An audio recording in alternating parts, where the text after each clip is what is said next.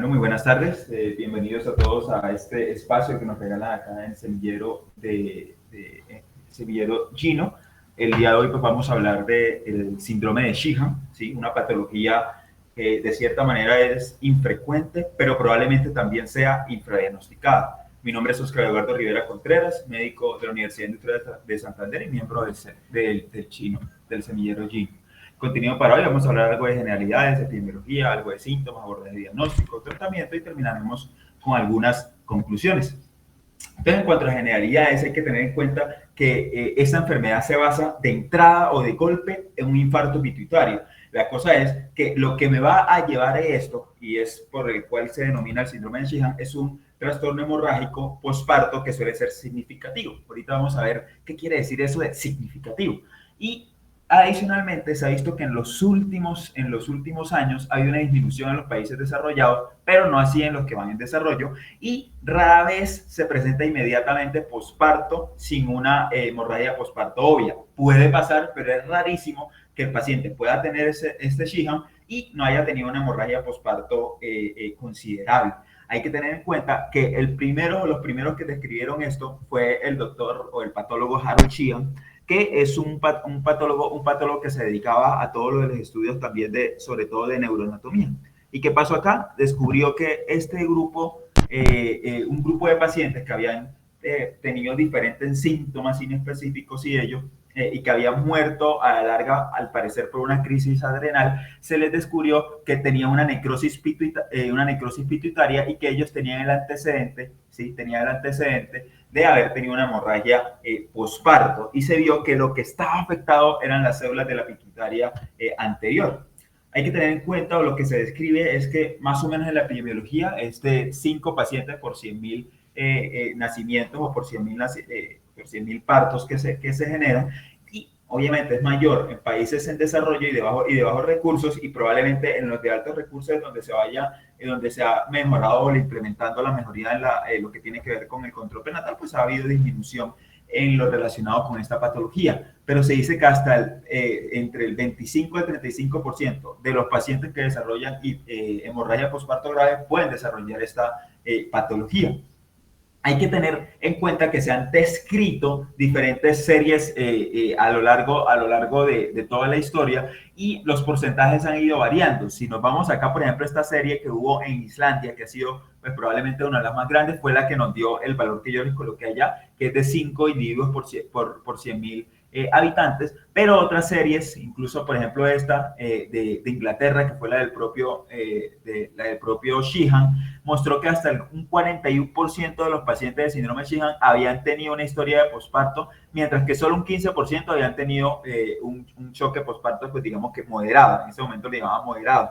Es decir, la gran mayoría sí tuvieron una hemorragia posparto significativa. Una cierta cantidad de personas en realidad no había tenido una hemorragia tan significativa, y nos queda un porcentaje por ahí que no sabemos si en realidad, o al menos no se documentó, si tuvo una hemorragia posparto de cierta manera importante.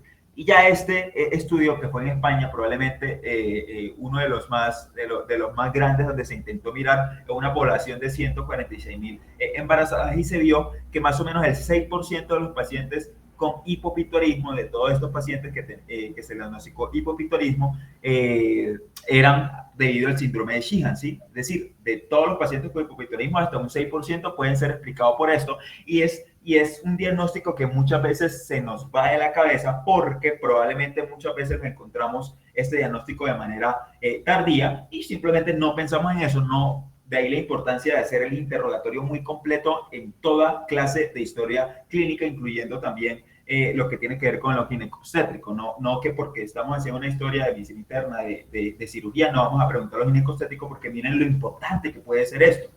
La fisiopatología, pero bueno, partamos de lo normal. Usualmente en lo normal tenemos una glándula pituitaria que suele tener dos partes grandes, que es la parte posterior, ¿cierto? La parte posterior, o la neurohipófisis, y la parte anterior, que tiene diferentes partes.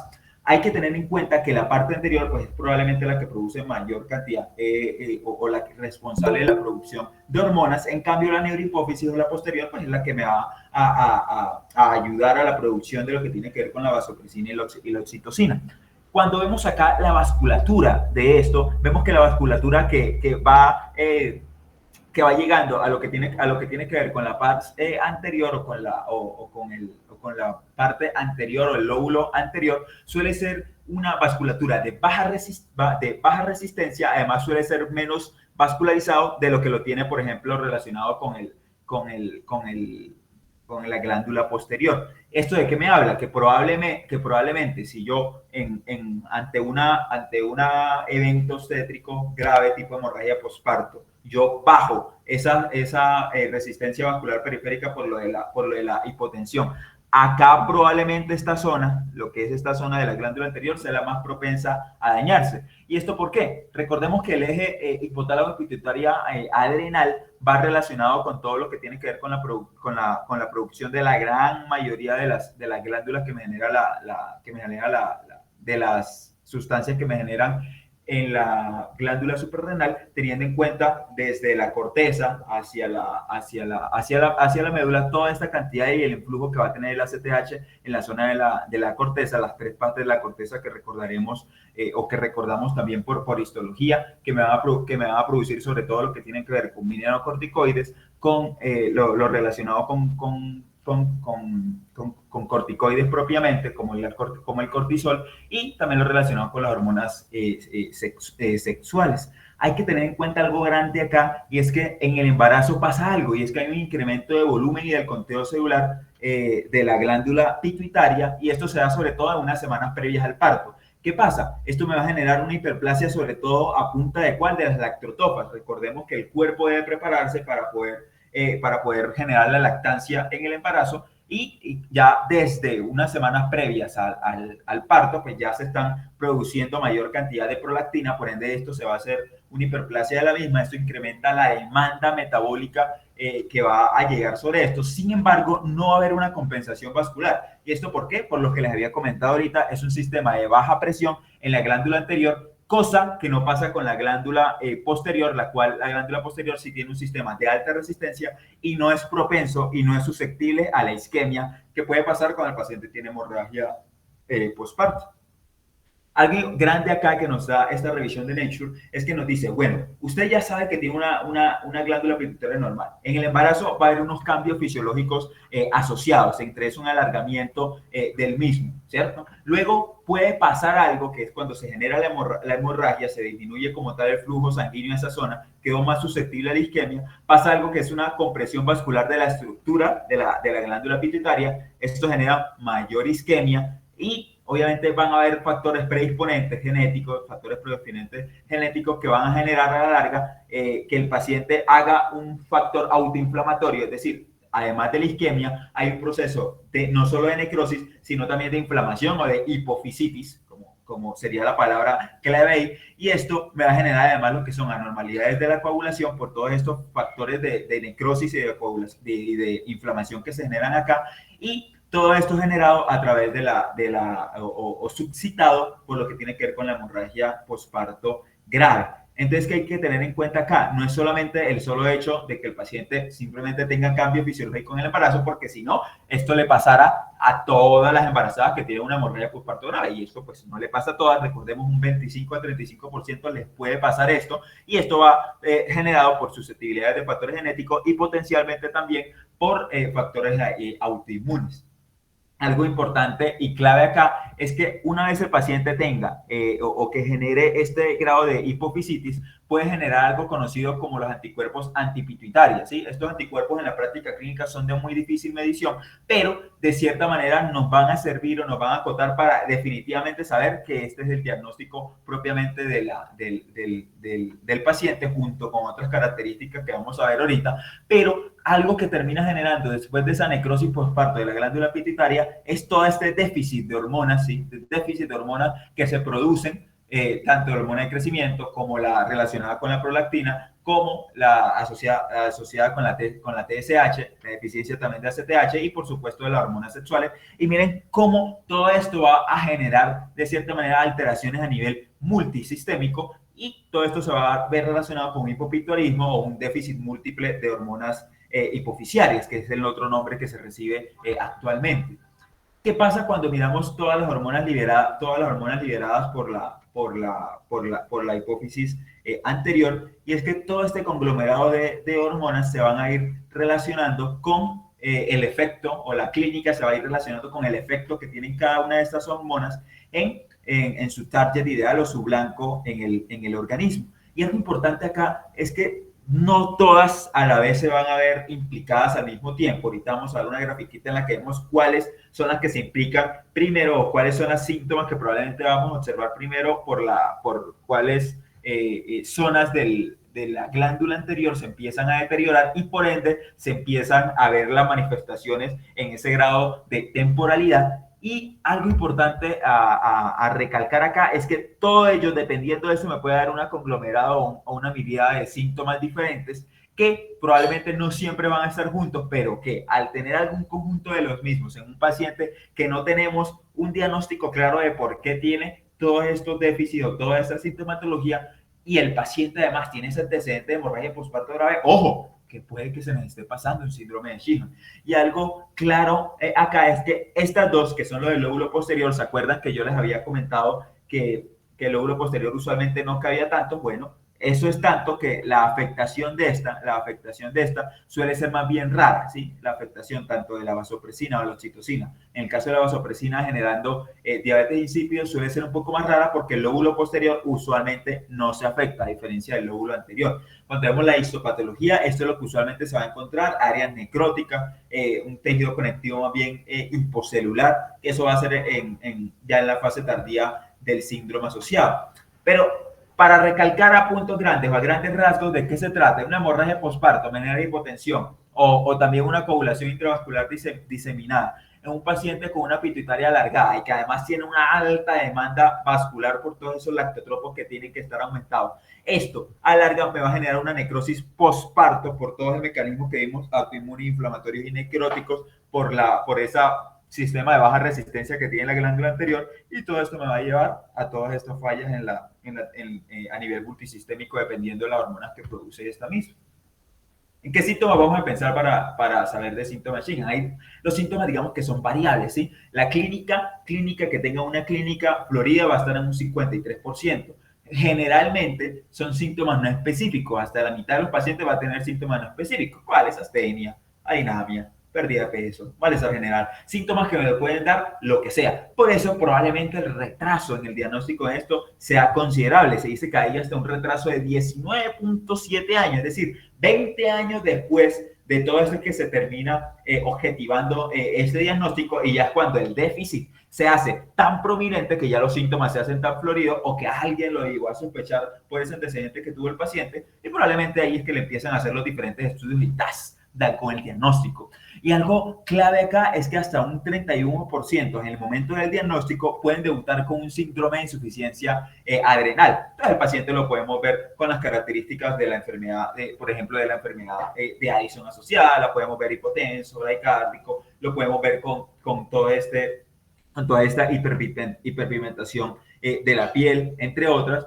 Y algo muy importante es que el 10% solamente se va a desempeñar solamente por síntomas de hipogonadismo. El paciente ya tiene disminución de la libido, se le encuentra que hay disminución en cuanto al tamaño, ya sea de la parte de los ovarios. Entonces uno dice, a pesar de que el paciente aún sigue en fase reproductiva, y uno dice, ¿qué está pasando acá? Hay que estudiarle a esta paciente algo que probablemente no se le haya diagnosticado previamente. Como les había dicho, el retraso es siempre amplio. Al diagnóstico, hasta un 55% ya tienen panhipopituitarismo, es decir, ya hay un déficit múltiple de casi que todas las hormonas, y hasta un 45% pues puede ser un hipopituitarismo parcial, es decir, solamente algunas hormonas están depletadas.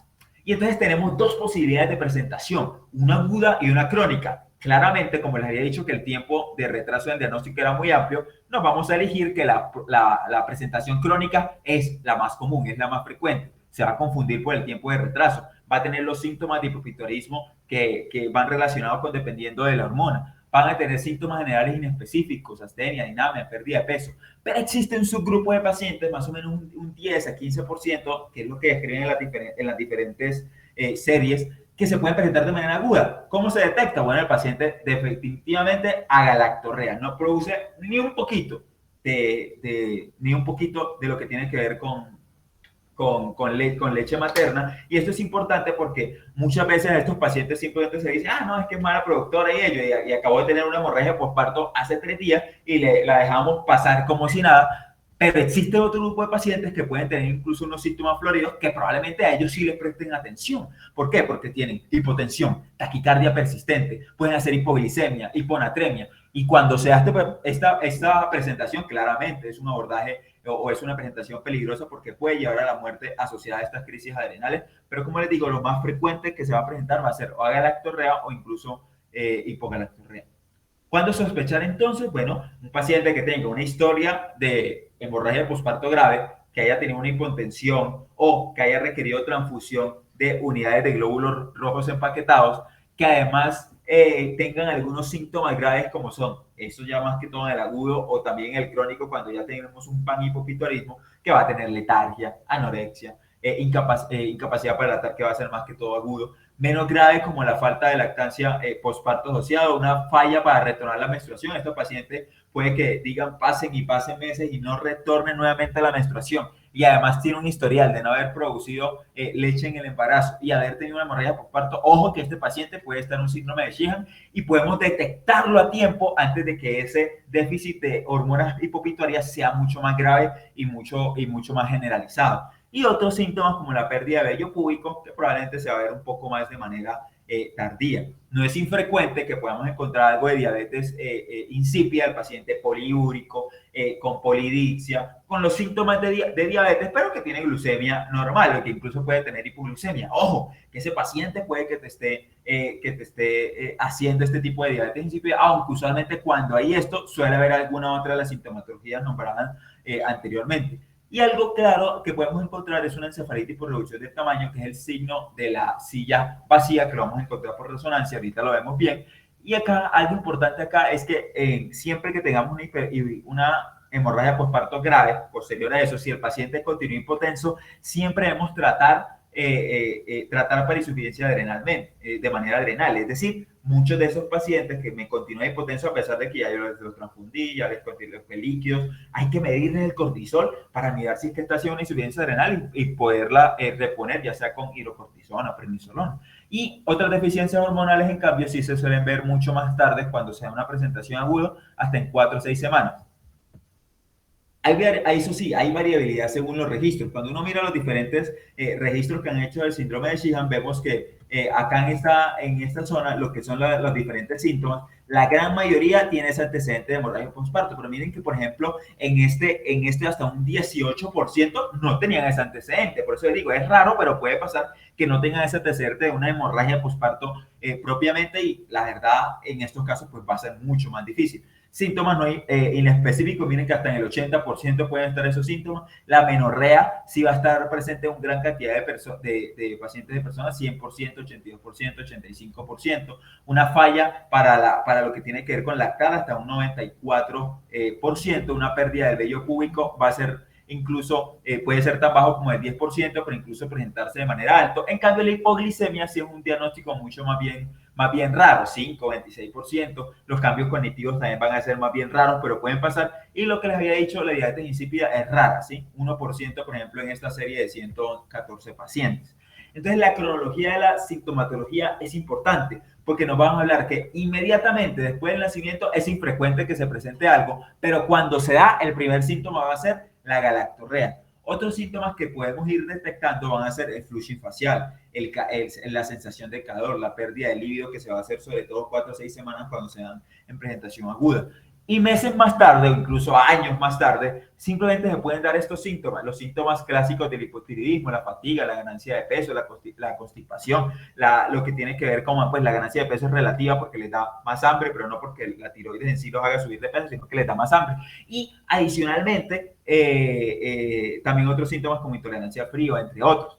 Y los síntomas tardíos, ya más asociados a la pérdida de vello, a la pérdida de peso, ya cuando hay una afectación de cierta manera adrenal. Y hay que tener en cuenta que los síntomas pueden ser multisistémicos y algunas veces atípicos. Por ejemplo, ¿quién se iba a imaginar que si nosotros encontramos una paciente que tiene 35 años, que hace 15 años tuvo una hemorragia postparto, y nosotros estamos viendo que en realidad tiene signos de edad prematura, la piel ya de verdad muy frágil, asociada, que pareciera que fuera una piel de viejito, o que ya tenga arrugas finas en ojos y labios, resulta que eso puede ser una manifestación también del síndrome de Sheehan. En la esfera mental, alteraciones psiquiátricas y cognitivas que más bien rondan entre el 20 al 25%, alteraciones en electrolitos, sobre todo lo que tiene que ver con hiponatremia, esa hiponatremia que uno no encuentra en una clase, que una causa clara, ojo, eso hay que tenerlo en el tintero por allá de último, sobre todo si se acompaña de otros síntomas que me sugieran hipopiturismo. Y también asociados a la piel, como la resequedad en la piel e incluso hipopigmentación asociada. Pero resulta que todos estos síntomas, si van a ser variables según la serie de casos, vamos a ver que el tiempo de diagnóstico también va a ser variable. Por ejemplo, acá, el tiempo entre el parto y el diagnóstico, menos de 5 años fue en el 33%, y entre 5 a 10 años fue en el 40%. Es decir, la gran mayoría en esta serie de casos, una de las más grandes también asociadas que han descrito esto, se dice que entre 5 a 10 años se pueden tardar en tener eso. Y mirando la otra serie de casos, miren, entre 9 hasta 26 años incluso se puede demorar el tardío en ello. Y miren que en esta serie sí, la gran mayoría sí tenía lo de la hemorragia postparto y lo relacionado con la menorrea. Algo importante es lo que les hablaba de la resonancia magnética, que incluso me ayuda a detectar de que ese paciente es el diagnóstico, y es el signo de la silla vacía, que solamente la vamos a encontrar dependiendo de la serie de casos, entre un 23 o incluso entre un 75%, que puede ser completa o incompleta. Ahorita vamos a ver bien qué es eso. ¿Cuáles son los criterios diagnósticos? Digamos que ya nos han dado dos tipos de criterios diagnósticos. Probablemente ese es el que el estímulo sea de los más asociados, pero también existe eso por DIL.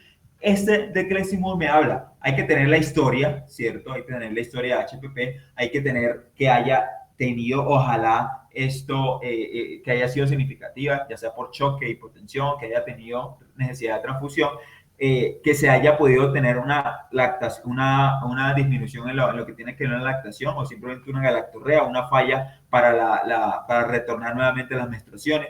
¿Sí? Varios grados de cierta sintomatología relacionada con las otras hormonas pituitarias.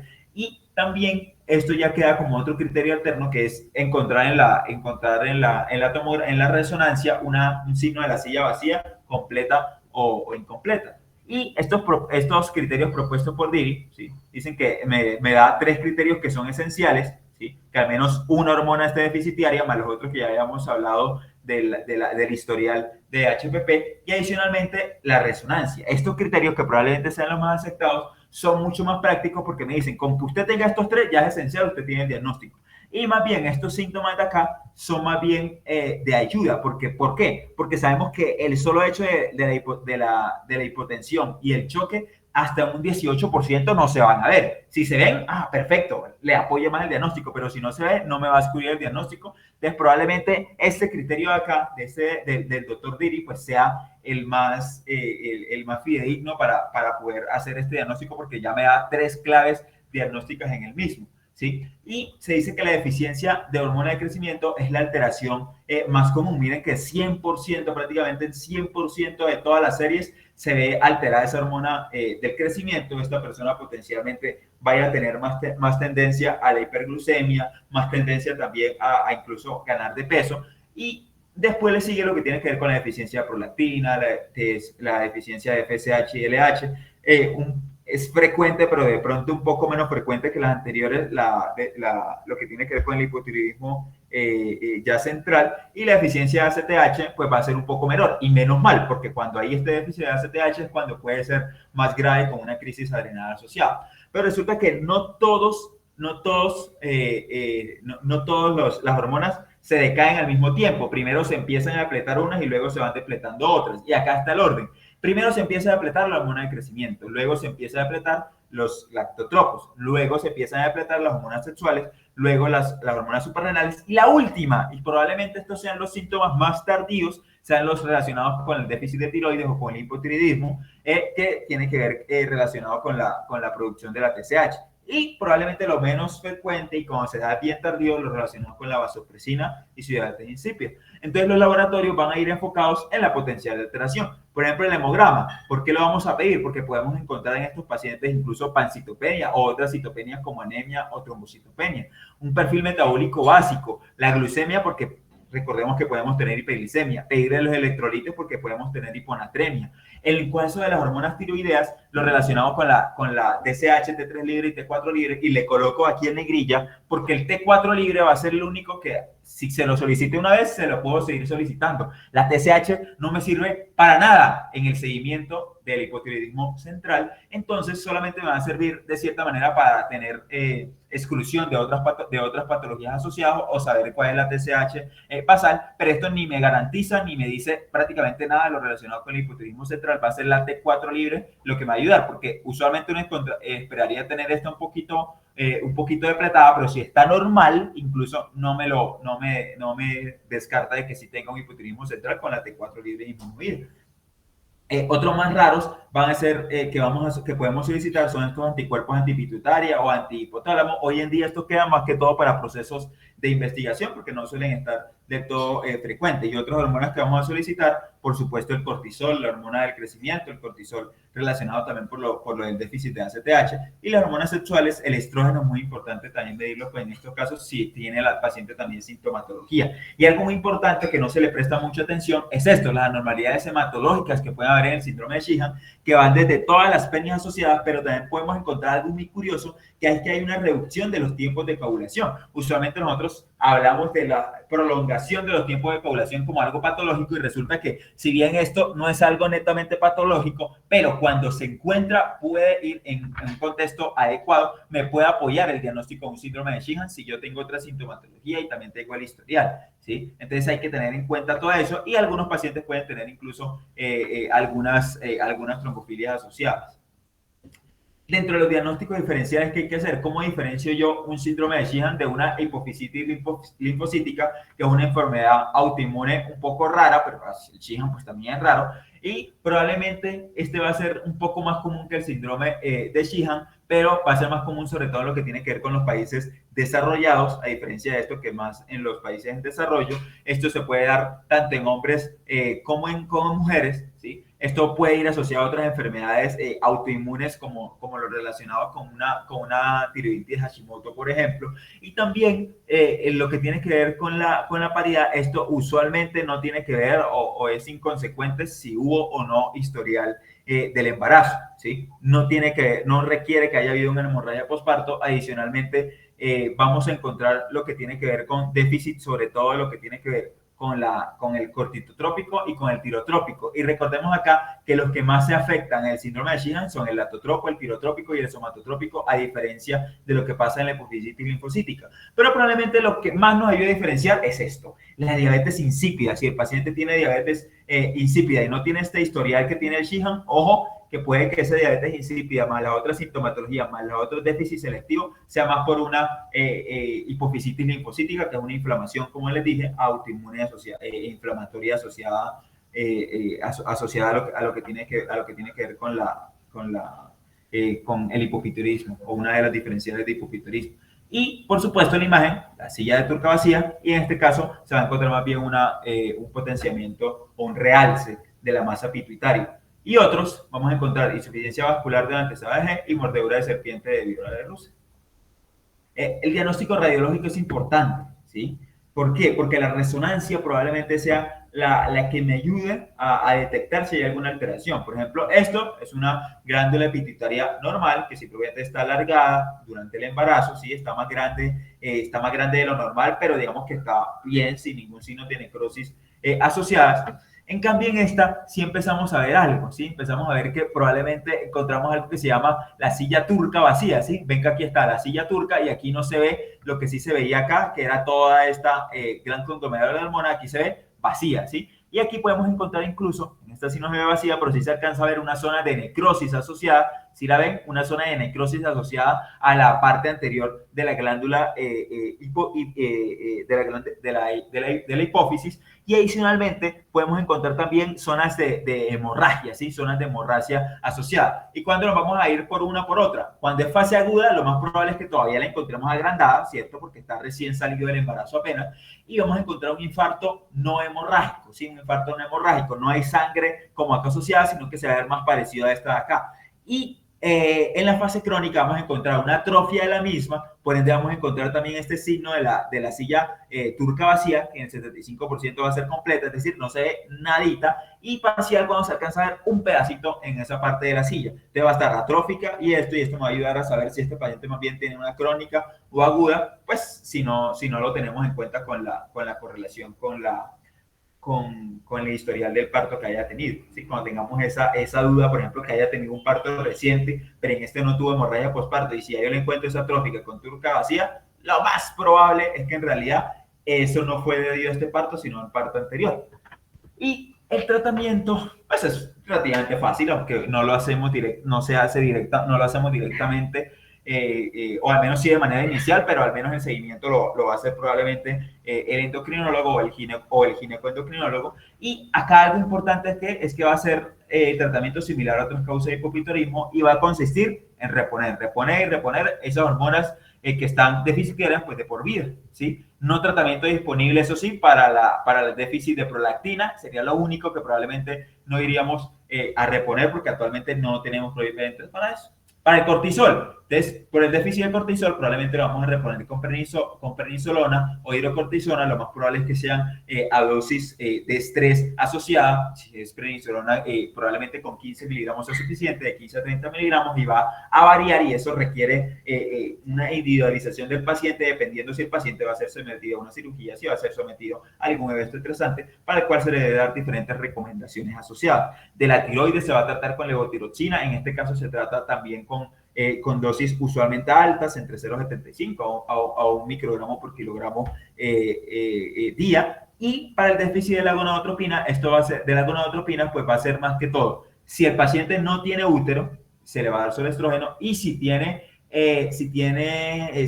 útero, pues se le va a combinar estrógeno con progestérogeno combinado. ¿Y por qué coloco esto acá en rojo? Resulta que acá debemos sopesar riesgo-beneficio. ¿Por qué? Porque el darle estos dos medicamentos probablemente también me va a ayudar a un factor protrombótico, y estos pacientes per se, por el síndrome de Sheehan, ya tienen una cierta predisposición protrombótica. Entonces tenemos que valorar riesgo-beneficios asociados dependiendo de la funcionalidad del paciente, y dentro de otras cosas, que si el paciente de verdad sí quiere recuperar todo lo relacionado con esto, como la mejoría de la libido y este tipo de cuestiones asociadas. Y la hormona de crecimiento sí se va a garantizar el reemplazo dependiendo de los requerimientos del paciente, y esto lo va a ajustar pues junto con el endocrinólogo. Importante en aguda, tratar que si el paciente tiene, por ejemplo, una diabetes insípida, pues reponerla con desmopresina, que probablemente sea el tratamiento de elección. Si el paciente presenta como una crisis adrenal, pues reponerlo rápidamente con corticoides a dosis altas.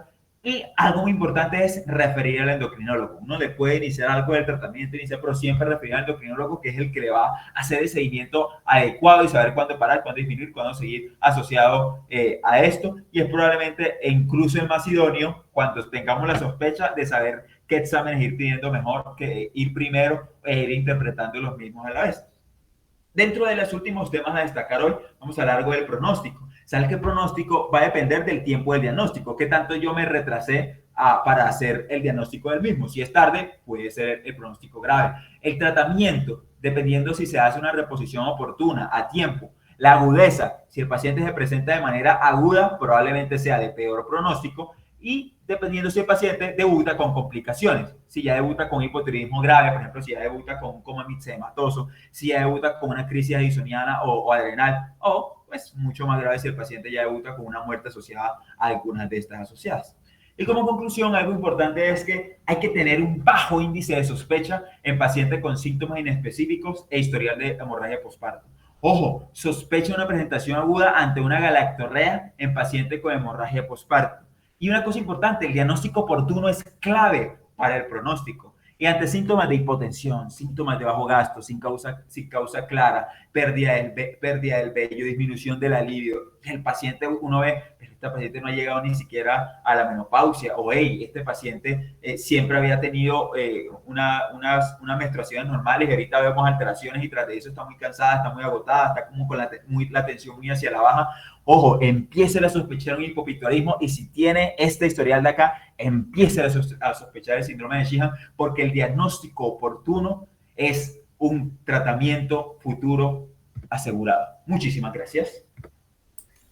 Excelente, Oscar. Me gustó mucho la charla. Lo felicito.